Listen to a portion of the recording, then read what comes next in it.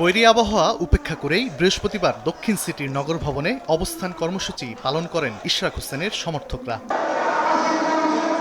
ইশরাক হোসেনের শপথ নিয়ে টানাপোড়েনে 2 সপ্তাহের বেশি সময় ধরে নগর ভবনের প্রধান ফটকে ঝুলছে তালা, বন্ধ রয়েছে সব সেবা। আন্দোলনকারীদের অভিযোগ, ইশরাক হোসেনকে ঢাকা দক্ষিণ সিটি কর্পোরেশনের মেয়র ঘোষণা করলেও প্রশাসনিক জটিলতার দোহাই দিয়ে শপথ নিতে দেওয়া হচ্ছে না। দাবি আদায় না হওয়া পর্যন্ত কর্মসূচি চালিয়ে যাওয়ার হুঁশিয়ারি তাদের। আমরা আবার দেখতে পাচ্ছি ফ্যাসিবাদী আচরণই আবার এই সরকার দেখাচ্ছে।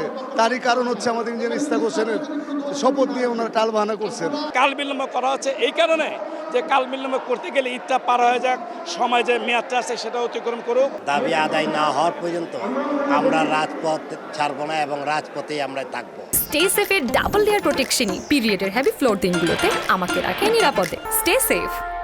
এদিন দুপুর 2টার পর নগর ভবনে আসেন ইশরাক হোসেন। আদালতের পর্যবেক্ষণকে স্বাগত জানিয়ে তিনি বলেন, শপথ অনুষ্ঠান আয়োজন না করলে আন্দোলন আরো বেগবান করা হবে। একজন মেয়রকে তারা শপথ গ্রহণ করাতে ব্যর্থ হয়েছে, তাহলে আগামীতে 300 এমপিকে শপথ গ্রহণ করানোর জন্য তারা কি কার্যকরী পদক্ষেপ নিতে পারবে কিনা সেটা নিয়ে জনমনে যথেষ্ট সন্দেহ তৈরি হয়েছে।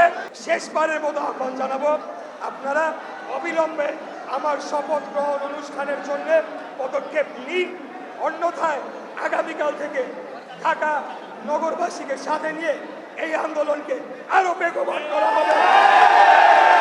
বিএনপির প্রার্থী হওয়ায় তার সঙ্গে বৈষম্য করা হচ্ছে বলেও দাবি করেন ইশরাক হোসেন।